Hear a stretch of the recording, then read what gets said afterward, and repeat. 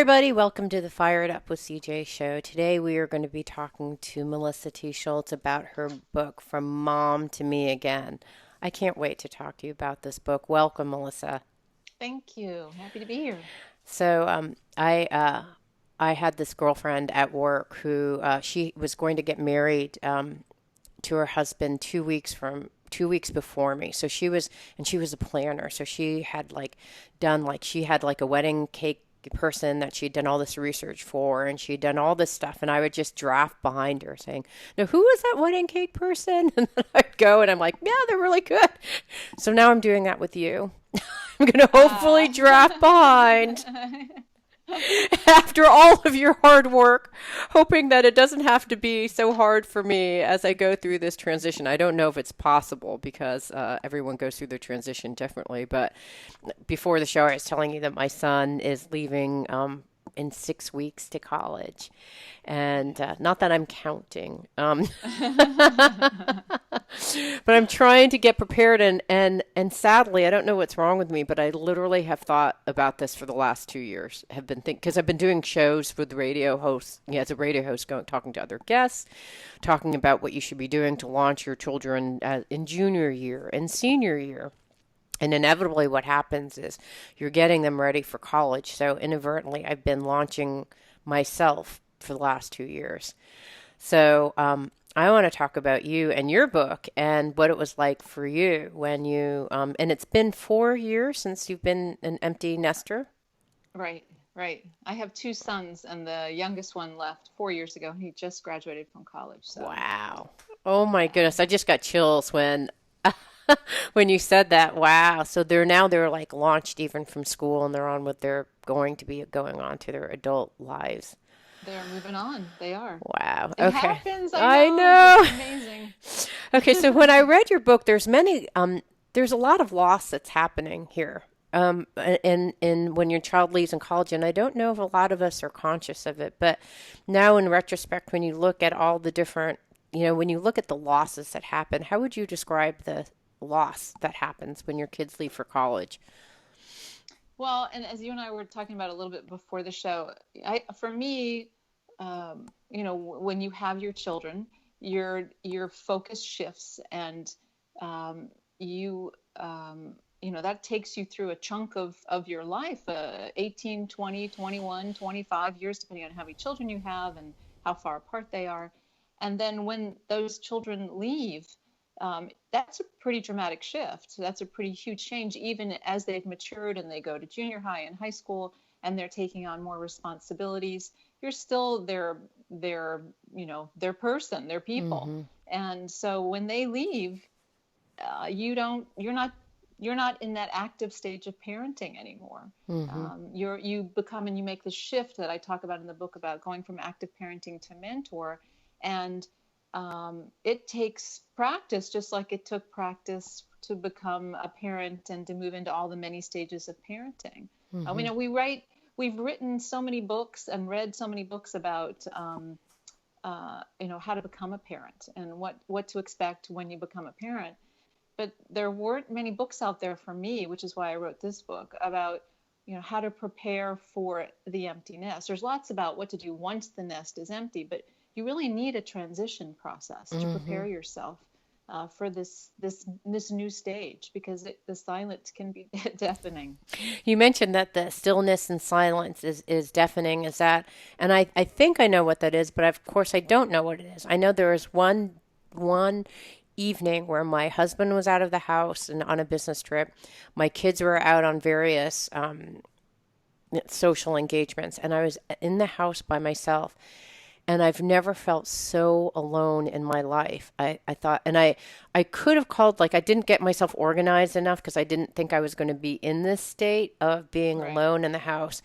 And so you talk about this in your book, like the energy was all gone from the house. Like their energy, no one's energy but my own energy was in the house.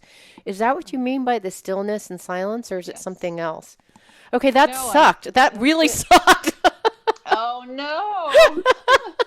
No, no. Well, it's not, it doesn't stay that way. I'm here to tell you, it doesn't stay Okay. that way. And we learn to make our own energy. But I think for me, especially, having two sons, they always had friends there. There was just always commotion. There was always something going on. Somebody's coming in and out. It's sort of a revolving door. And they bring this energy. And we are all about organizing that energy as they're growing, right? And helping Right. them, use it the right way, and then helping them settle down and wake up and get to school. And then, our process is about, okay, what's next?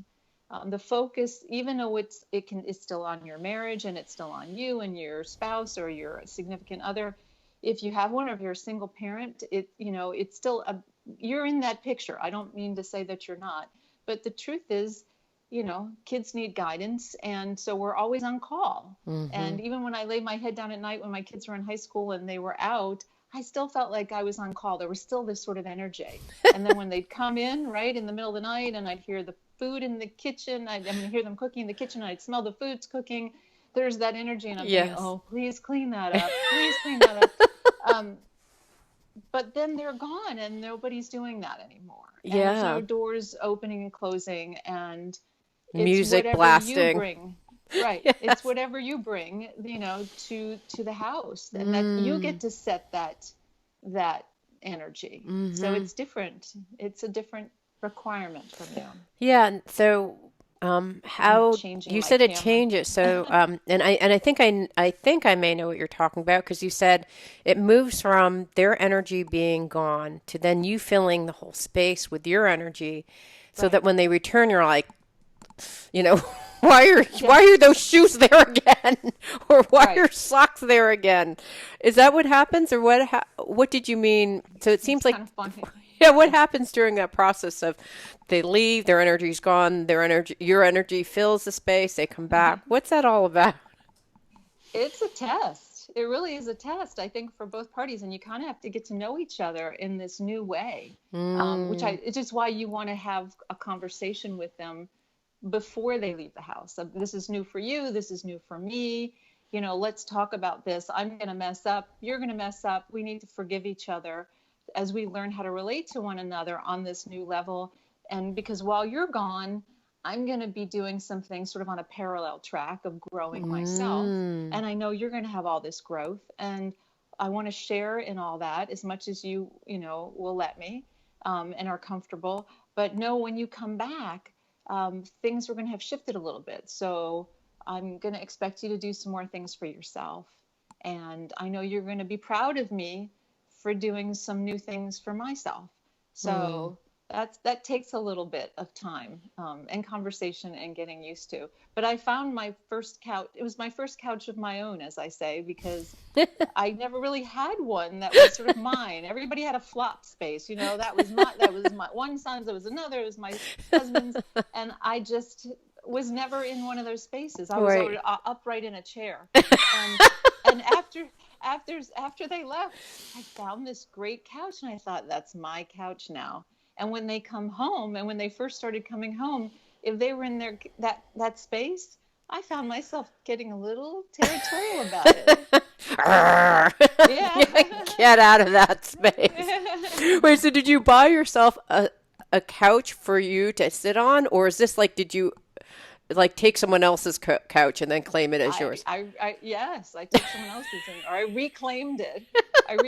Put a few new pillows on it, a throw that I was like, oh, this is a nice, comfy blanket. This one's mine. But I didn't know that I was missing that. Yeah. I didn't understand that I was missing that. Yeah. As independent as I always felt, and as forward moving as I always felt, and as much as I felt like I had maintained a level of a career, because I had stepped back from a full-time career to a freelance one. I was certain I'd be fine, but my heart really sort of broke in 10 million different ways. And I had to rebuild it and tell myself, oh, I know who I am.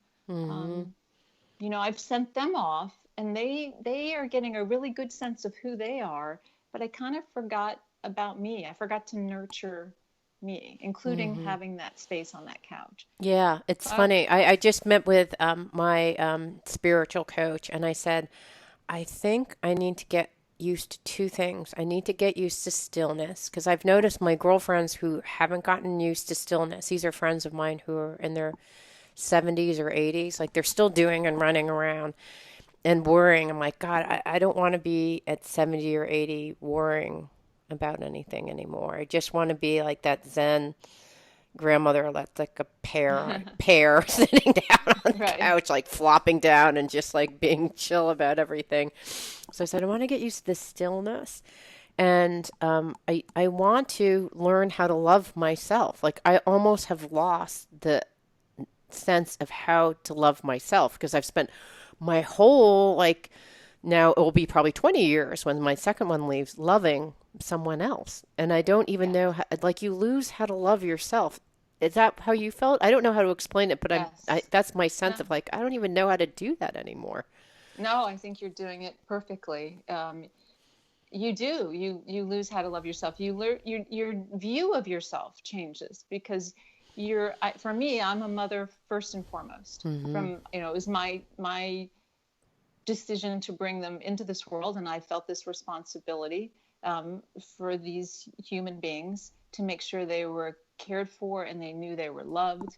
Mm-hmm. And but along the way, that energy that I put in there, I into that process, I think I didn't save enough or reserve enough for myself. And I do think a lot of women, especially of our generation, and maybe a little bit less for this newer generation that I'm seeing of parents.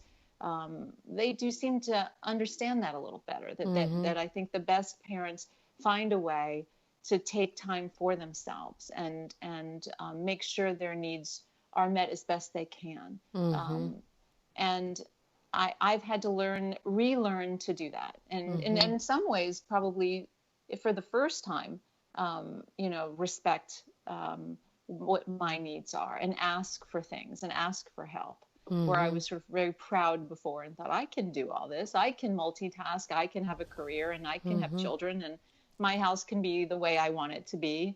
And now I think, maybe my house doesn't have to be that that clean or that Right. Right. perfect. Maybe that's not what's important right now at this stage of my life. Mm-hmm. Yeah, it's funny because I went through a similar process. I think it was probably when the kids were around. I think when they were in grammar school that I thought I don't even know how I'm like I'm always doing things for them that I had lost a sense of self love for myself and it happens very slowly and even having worked on it it's still something. I mean, so that was a long time ago, probably like 10 to 15 years ago, and I'm still Right. working myself out of that. Like I was conscious and aware that I was Right. giving so much to them and then I was working myself away from that. But even at this juncture, I still like it's almost like a maybe it's our karmic journey, right? Or life journey to like learn to love ourselves. So maybe it's a natural path. I don't know. I'm not Do you sure. know that there was a L'Oreal commercial that I refer to in the book? Do you Hmm. remember this hair care commercial uh, um, where I'm shifting this camera because it decided to move on its own? It's got gremlins in it. Yes. Um, it was a L'Oreal commercial, I think from the 70s, and they talk about how you should spend the money to color your hair or whatever the Right. product was because you're worth it. Yes. And that really struck me at that time of my life to Mhm. hear that spoken aloud that Mhm. you should do something because you're worth it. Right. and and Mm. I thought about that a lot when I started going through this process with my kids Mhm. and with them leaving. And what do I want from this next stage of life? What friendships will take me through this next stage of life? Mhm. Um, which ones?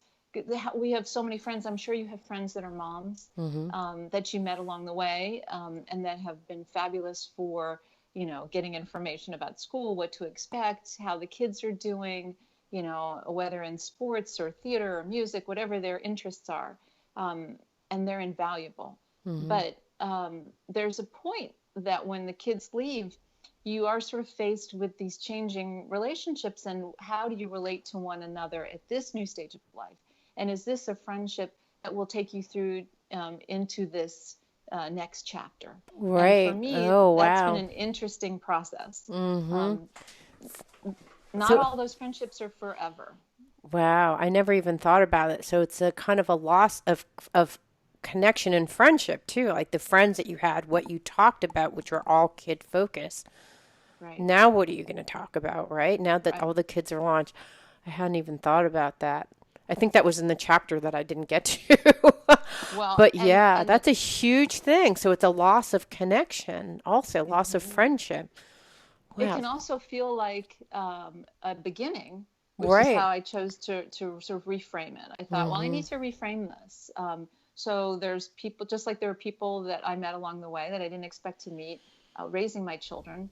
Now they're going to be people that I meet for other reasons, for interests that have nothing to do with my kids and everything to do with my interests. Mm. And who are those people and how will I find them? And it is a little bit more difficult to find people, I think, when the children aren't your reason for connecting. Right. I can Um, see that. yeah, that's sort of an entree, a way to meet somebody. And if you don't have those, it's a little more difficult. And I do talk about that in the book. I was lucky enough to interview several wonderful therapists who gave lots of great tips and advice. And then also in the book are interviews with other women in various stages of career Mm-hmm. who shared their experiences about friendships and love and marriage. The number one issue for the people I interviewed was what's going to happen to my, marriage or my relationship Mm-hmm. when our children go away to school. Mm-hmm. That was the number one concern Mm. for most women. I'm in this book writing club, which is something that I'm doing to explore my passions. And I would like to write a book like yours from a spiritual perspective. And if it can be half as good as yours, I'd be very happy. Aw, Um, thank you. it's really I didn't say this in the beginning, but it's incredibly funny. And Thank you. there are so many beautiful, heartfelt passages in here. And what I felt from reading this is that you're going through this whole process very consciously, which I think is very hard to do. I assume that you have. I don't know if you have some type of spiritual practice this is a conscious human being going through a very hard time. And when I read your book, and it was really great. It would help me in so many ways. Like after reading it, I went to my husband and said, "Oh, by the way, like it may be hard, like when we drop them off, like are we going to turn back and look at them? Because I've heard Yeah, it's really so you talk hard." about that. Drop off is there's lots of advice in there about drop off. It's true. And I did exactly the opposite of what somebody told me not to do. So they said, do not look back. Once you say your goodbye, Why don't not turn look around and look back? back. That's what my husband's like. Well, we can look back if we want. I'm like, I know, but she's suggesting not to. But why not? Is it? I think you kind of come to terms with it at that moment that you're saying goodbye.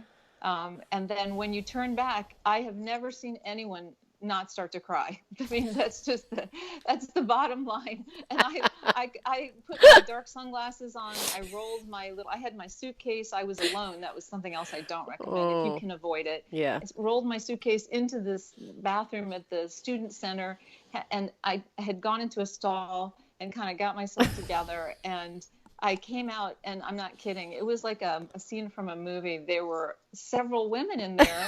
We all had red tip noses, and we all clearly had done the same thing. And it was like this silent, oh yeah, understanding. And in one sense, it made me feel so much better.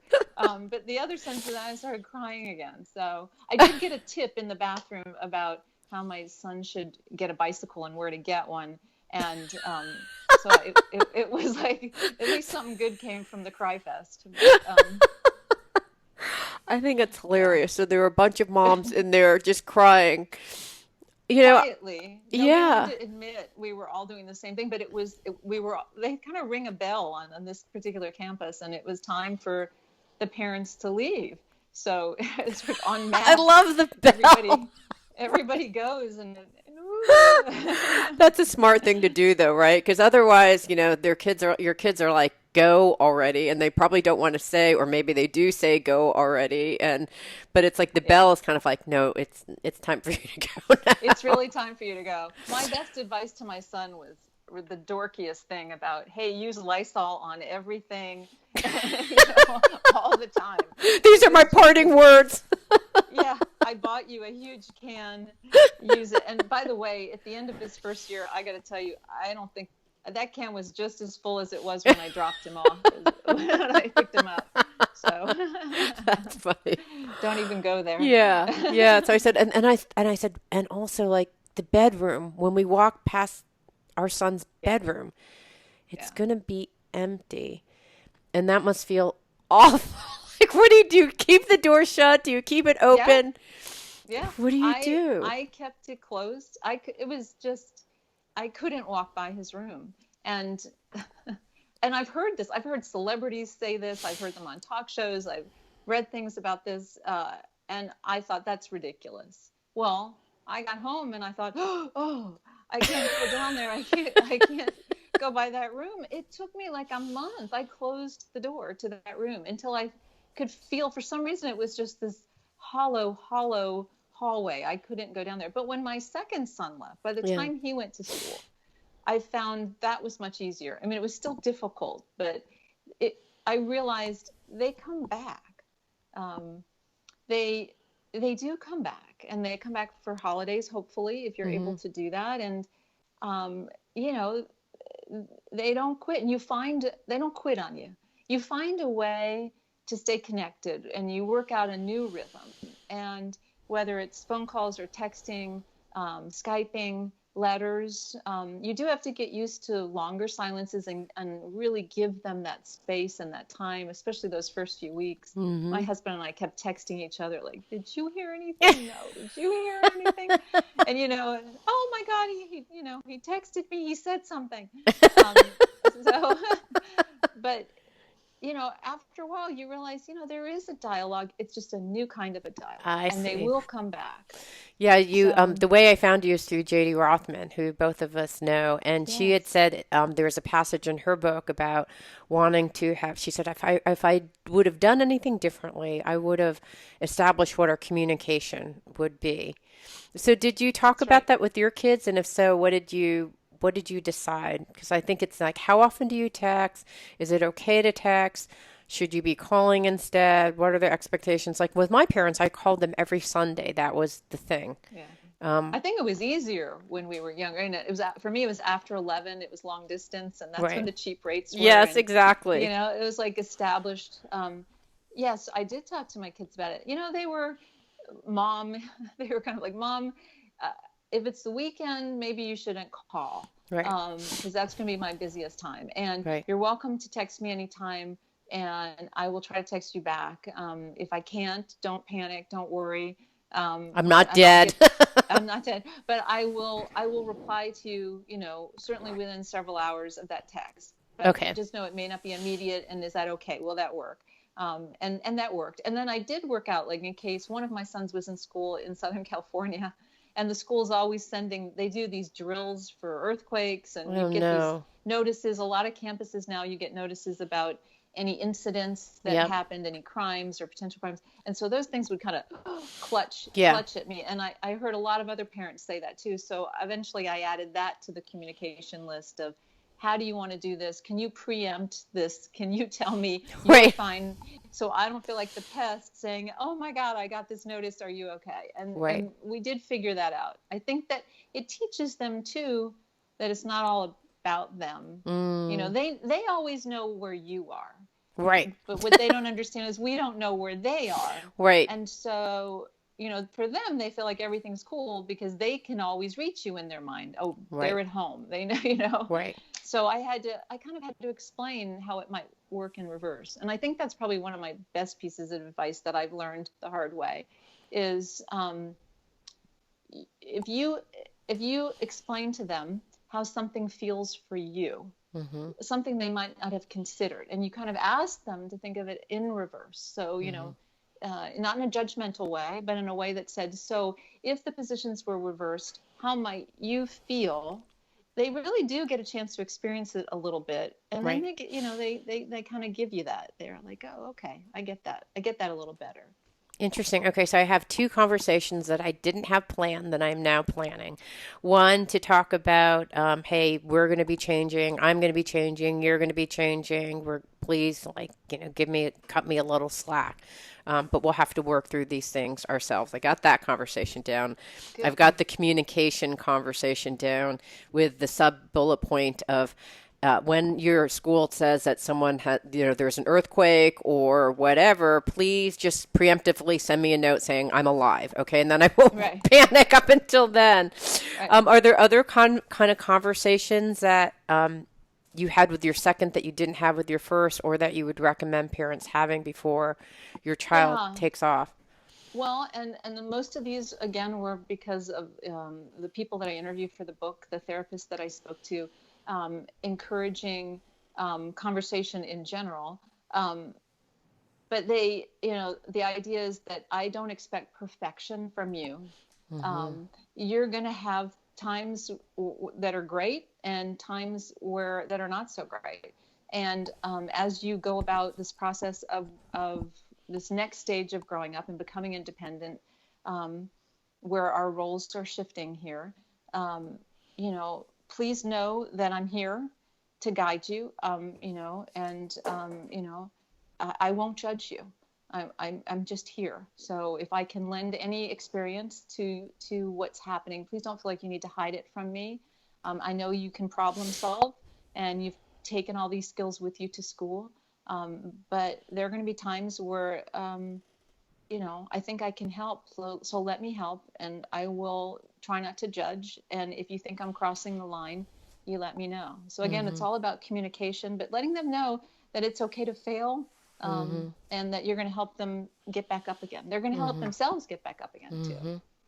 I love that. Any other kind of conversations? So now that's learning to fail kind of thing, and it's okay, and I won't judge you, which I think is just so important. I don't know if I will be able to perform it flawlessly, but it will be intentionally something that I will try. Well, one of the ways to get used to it too is, and I know one of your sons is going away in 6 weeks, but you start this transition ideally in high school. Ideally even freshman year, start talking a little bit about the changes that are coming, and talking about how you can sort of hand over some of the responsibilities, the day-to-day responsibilities, to your children, and say, I'm going to stand back a little bit. I'm still here. I am not going to let you fall. I'm not going to, even when you go off to school, it's not like you're on your own now, but I'm going to take a step back here. And, if you start doing that earlier while they're in high school, I do think it helps both of you get into the habit of them taking the lead at problem solving and you stepping back. So by the time they leave, it isn't such a big shock, ideally. But again, I say ideally. It doesn't always work out that way. I started 2 years ago, and it's still hard. But I think I did because I interviewed so many, like yourself. I interviewed a bunch of child psychiatrists, psychologists, I don't know what they're, therapists. Yeah. So I interviewed them, and they had said, start letting go now, and, tell them that you trust them and all those kinds of things. And so we did do that. Probably about a year ago. It would be for like 3 years. My youngest son had the benefit of that interview, but for about 2 years, I've been parenting in that particular way. It was just in time, I think, but it's still hard to do. It's still hard to do. It is because we want to come behind them and sort of sweep things up. Yeah. I catch myself doing that all the time, and my oldest son's 24 now. But I feel lucky in that sense, because when there are major things happening now, because we were in the practice of communicating and talking about it, he will turn to us, and he will share information. And now I try very hard, because I practice it so much, to say, would you, are you looking for some advice, or do you want me to just listen? And that sort of helps me pause, because my instinct, please say you want advice. Yes. Because the instinct is just to do it, right? Okay, this is what you should do. But so now it gives me a moment to stop that, to say, are you looking for this, or what would you like this? And they'll generally answer you. Yeah.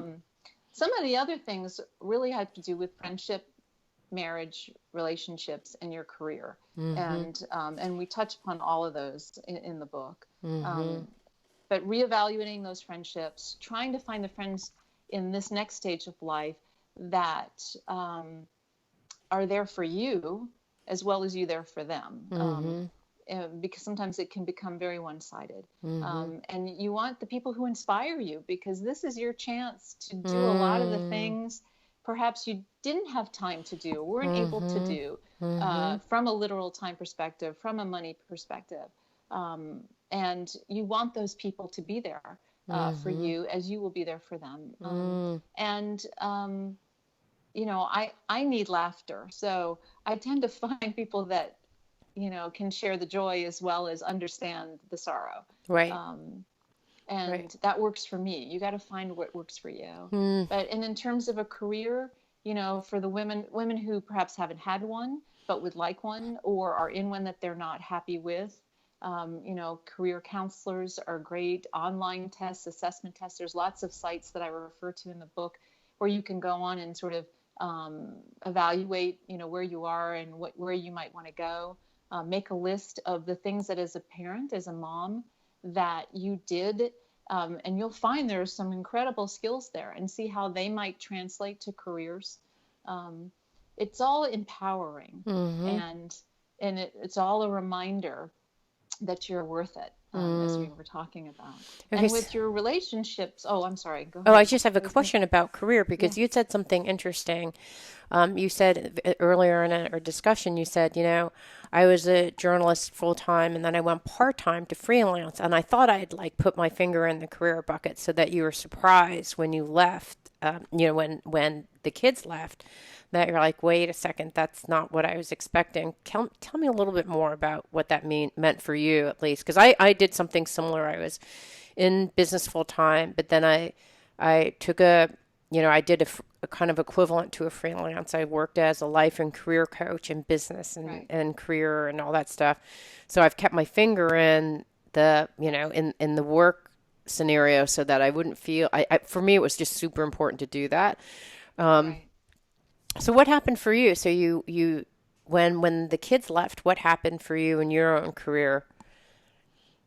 I ramped up somewhat, starting to do this work where I work with a literary agent. And Mm-hmm. so I was able to add a little bit more hours there, but the book became my big thing. I thought my big thing as a writer for all these years, especially writing about health and parenting, um, to a large extent, and a lot of it was essay writing or first person writing, Mm-hmm. was sort of paying it forward. I had met so many extraordinary women who shared all along the parenting journey with me their truest feelings, Mm. and sort of helped me go stage by stage. And so I've always loved this concept of paying it forward. Mm. And this book was my way of sort of taking all of that and then also reaching out to a wider audience of women, with all kinds of backgrounds and all kinds of experiences and challenges, and interviewing them and interspersing those stories with some of my personal stories and the therapists, and putting it in one form, because I felt Mm-hmm. like I needed it and it wasn't there for me. And Mm. that's my thing. Uh, I just think it's so important, because the value in a real life experience is so much greater than, perhaps, a theory. It's like when you Mm-hmm. go to the doctor and they say, "Here's this pill, and you'll be fine." Right. But then you talk to a person who's taken it and they say, "Well, I wasn't really fine. This is what really happened." Mm-hmm. I really value the medicine, but I also equally value that real story. And so when did you start writing a story? Did you write it when your first child left, your second child left, and how long was it from, so you were talking about meeting with experts, talking to a lot of other women and incorporating those stories. How long did it take you to write this book, and what was the process of writing it? Aside from Well, the ones the you talked about already. Yeah. the first there was a whole that book started with a series of essays that I wrote for the Huffington Post. I did Mm-hmm. a 1 year series for them, and they featured a story a week that I was as I went through the process, and it started about a year before my last son left for Okay, got college. it. Okay. So that was that 1 year. And then there was another year of writing the book and incorporating those essays, altering them, and then doing all the interviews for the book. And it's a long process, and it's another year for the book to go. I got an agent, and yeah, and then eventually, we found a house for the book that published it, and then that's another year before that book actually gets in book form and comes out. So it was a 3-year process. Yeah. It was I don't know how long it takes. How long is it? Elephants are pregnant. It's around Giraffes. about the same. A long time. It's a very long time before I birthed that book. Yeah. And what have you heard from people who've read the book? I mean, because your goal was to pay it forward, meaning I've been so blessed by talking to these experts and such, and so now there is a benefit to having a real life person and hearing about their experience. What have you heard from people who've read the book? Well, the women who shared their stories with me, it's just been so moving to me, and it's just so rewarding to hear. I see a lot, and I belong to a couple of Facebook groups where there are parents who are going through getting ready for their kids to go away to college, or have just gone off to college, or to the military, or just have moved away from home. And their stories are just so moving to me. And there's this sort of universal theme there, that regardless of the kind of parenting that you do, there's this sort of spot, right here. And it's hard not to relate or understand just in a word. If somebody says, or a few words, my child's going to college, I think anyone who's ever been through it, it's this crazy mix of pride that you've helped them grow these wings, and now they're sort of fluttering away, and this sadness, and you're trying to reconcile it. And so that's when the book seems to be really resonates, because they're looking for these stories to help them feel normal. And then how do I unfold from this cocoon that I may not want to tell all my friends I'm Right. in? How do I get off this couch? How do I move forward, but not in a way that somebody says, get out and go make new friends and go try a hobby. And those are great pieces of advice, but it doesn't really say how to do that, because it's a mindset shift. It really is a mindset shift. So what's a mindset shift what's a mindset shift that helps you move forward? Because you talk about that several times in the book, that they said, don't look back, go forward. So what's the mindset, or is that just the mindset? What is the mindset?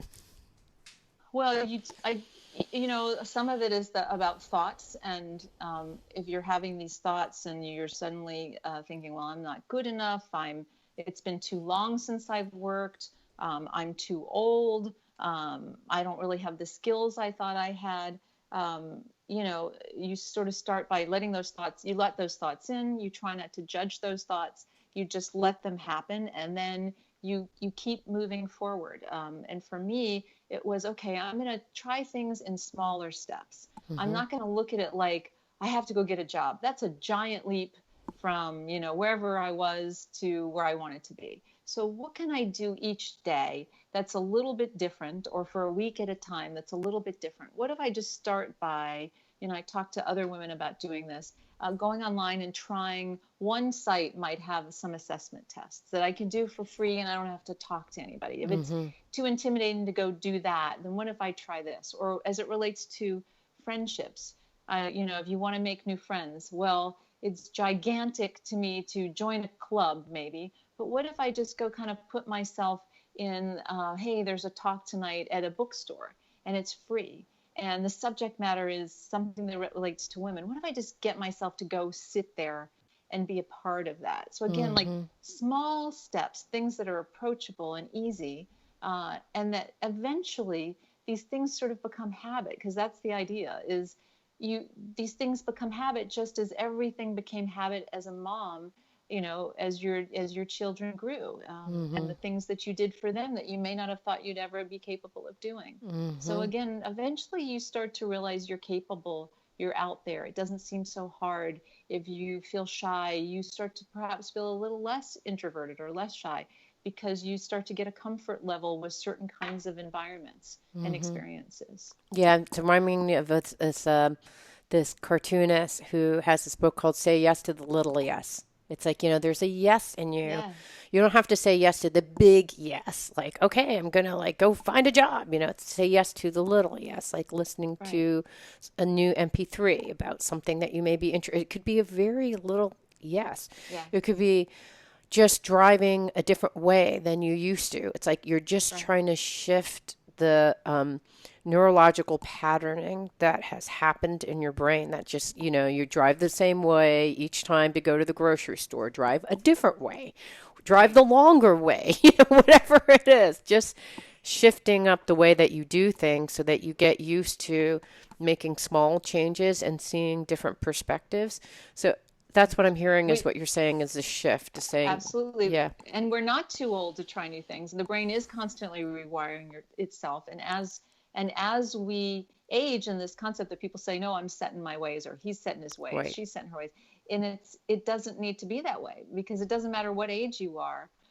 New experiences sort of shoot off all these, fireworks in our brains, and it rewires itself, and so Mm, we are capable of learning new things and trying new things. So if you think, I'll never learn how to use these computer programs, it's not true. You really could if you'd like to. mm-hmm, It may not be your aptitude, it may not be what you're good at, and best at, but you could if you needed to.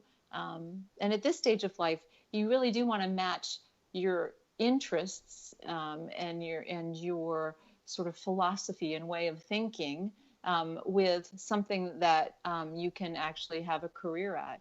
mm-hmm, Interning is a great thing to do. There's mm-hmm, lots of internship programs for people who, mm-hmm. have kids going off to school. You don't have to be in your 20s to That's a do that. great idea. And I would never even thought of that, but that's a fantastic idea. Yeah, and Yeah, you're learning and volunteering your time, and you never know who you're going to meet, and you get to try it on for size too. right. And they're going to value you because you do have, uh, wisdom, and you have been living a life, and you know they're Yeah. probably going to say, "Hey, I bet that person will actually get here at 8 a.m."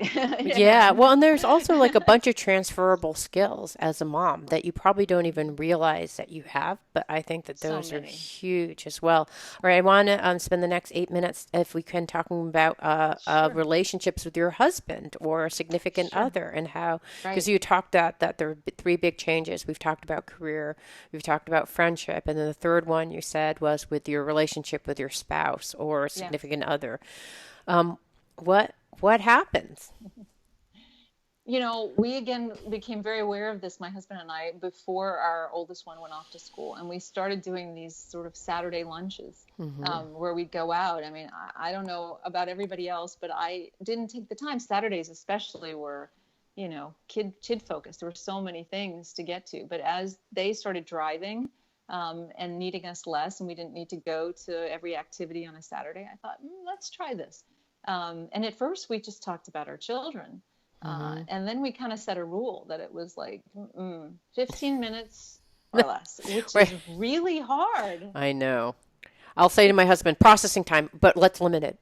We'll talk about, Yeah. okay, wait, and all these different things that we need to do. But yeah, You so kind of go back to where you were when you first met, but better because you have this sort of bond of raising these children or starting this family, or if it's a new relationship, and this is somebody that you've been seeing, or somebody a second marriage, um, you know, you need this time that you can reconnect, and you relearn about this other person. There were things about my husband that I'd forgotten.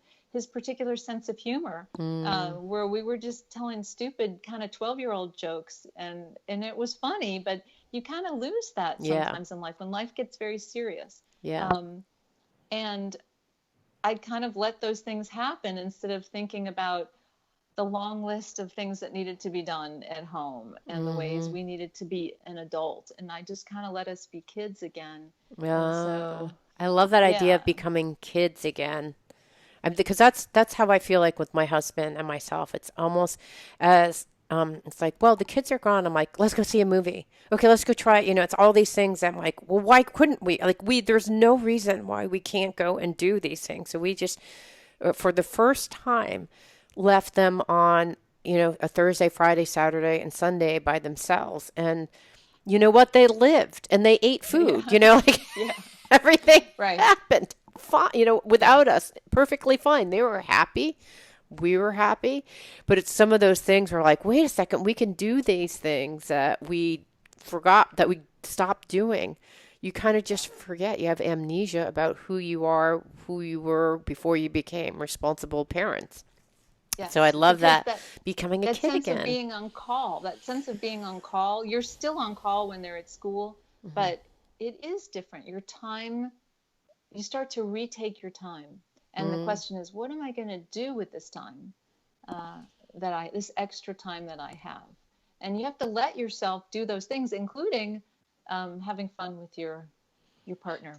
Yeah, So it's funny. that was I remember when they were first younger, I was just this constant sense of time scarcity. I don't have any time for myself. I don't have any time for myself. And then after a while, you just get used to not having any time for yourself. right. So when you get it back, it's like, Yeah. what am I going to, and it sounds like such a weird thing. What am I going to do with all this time? Is a question that I've never even pondered, because I just have never had any excess time. But but if I really think about it, I've had little slices, like each time they get older, each year that passes, you have a little bit more.